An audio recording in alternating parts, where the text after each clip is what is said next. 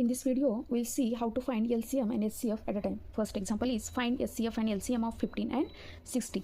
Draw a vertical arrangement like this and put the numbers 15 and 60. Now 15 and 60 are divisible by 3. Okay, 3 divided by 15 is 5 and 60 divided by 3 is now 20. Okay, now 5 and 20 are divisible by 5.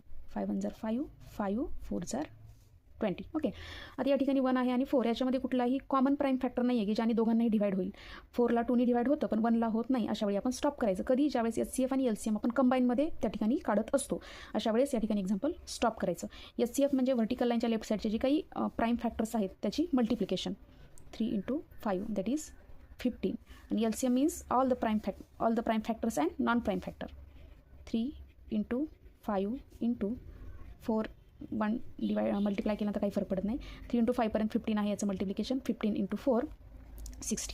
Okay, this is our HCF and this is LCM. Okay, now next example is 78 and 104. Make their vertical arrangement and put the numbers 78 and 104.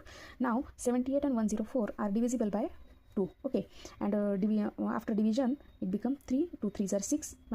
Here remainder is 1. 3 9 are 18. Now 2 5s are 10 and 2 2s are 4. Okay, 39 and 52 having a common prime divisible factor is 13. 13 3s are 39 and 13 4s are 52. Okay, इथं ही same condition झालेली आहे.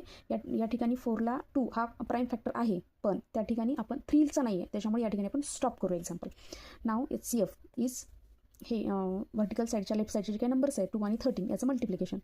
2 × 13 is 26 is our HCF and LCM is 2 13 all the prime and non-prime factor 3 × 4 and their multiplication is 3 1 2. You can calculate this. Now third example and example is 15 45 105. Find the LCM and also HCF. Okay, make a vertical arrangement and put the numbers 15 45 and 105. 15 45 105 having a common divisible number is 3. 3 5s are 15. 3 1s are 3 and 3 5s are 15. Remainder is 1.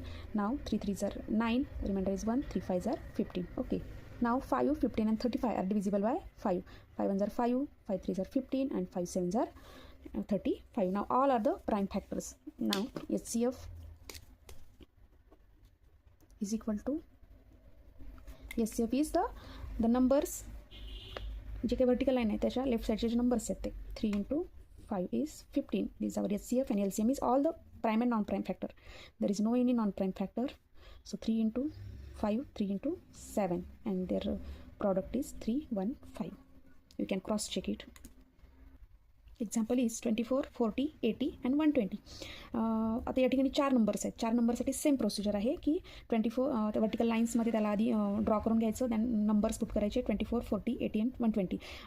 All these number are divisible by 2. Okay, 2 1s are 2, 2 2s are 4, then 2 2 4 0, 2 4s are 8 0, 2 6s are 12 and 0. Okay,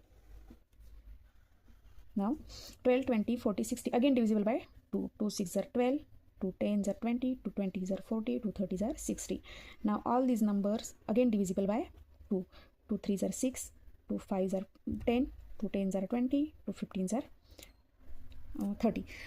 आत्तापर्यंतच्या एक्झाम्पलमध्ये इथं आपला 2 होता बरोबर आहे. या ठिकाणी 4 होता. या ठिकाणी 4 होता. याला आपण प्राईम फॅक्टरमध्ये डिस्ट्रीब्यूट केलेलं नव्हतं, एक्सपांड केलेलं नव्हतं प्राईम फॅक्टरमध्ये. तर त्या ठिकाणी फक्त ओन्ली 1 नंबर होता.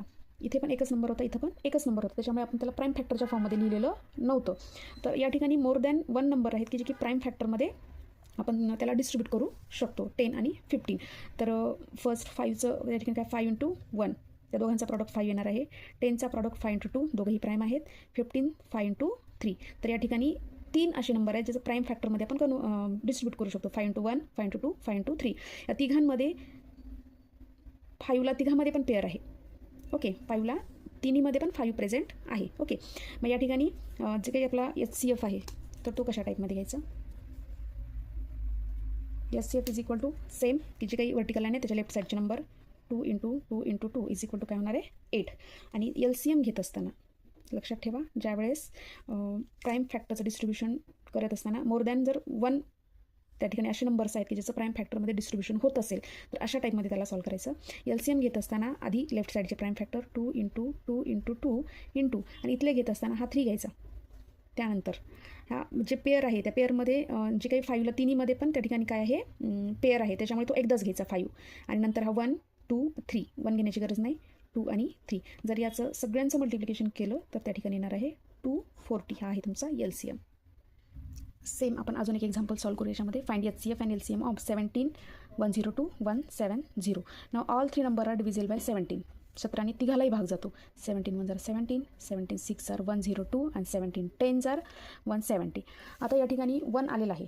ओके, 1ला तर कशानेच भाग जात नाही, पण 6 आणि 10 याचे प्राईम फॅक्टर्स त्या ठिकाणी आपण काढू शकतो. 6चे काय असणार आहेत 3 × 2 आणि 5चे काय आहेत 5 × 2. ओके, 2 नंबर्स आहेत, त्याच्यामुळे दोन्ही ठिकाणी कोणता तरी एक कॉमन नंबर आहे का बघायचं. हा 2 दोघांमध्ये पण आहे, त्याच्यामुळे तो एकच वेळी घ्यायचा. ओके, सुरुवातीला HCF व्हर्टिकल लाईनच्या लेफ्ट साईडला एकच नंबर प्रेझेंट आहे, त्याच्यामुळे तुमचा HCF काय असणार आहे 17.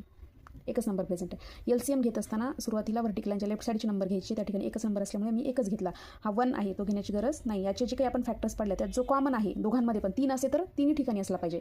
मागच्या एक्झाम्पलमध्ये जसं तिन्ही ठिकाणी जर रिपीट झाला असेल तरच आपण घेतलेला आहे. या ठिकाणी 2च नंबर आहे, त्याच्यामुळे दोन्ही ठिकाणी तो रिपीट झाला पाहिजे, तर 2 घेतलेला आहे. आणि त्याच्यानंतर जे काही अनकॉमन नंबर आहेत तेही घ्यायचे. 3 × 5. जर याचं तुम्ही मल्टिप्लिकेशन केलं तर तुमचं मल्टिप्लिकेशन होतं 510. म्हणजे HCF असणारे 17, LCM असणारे 510.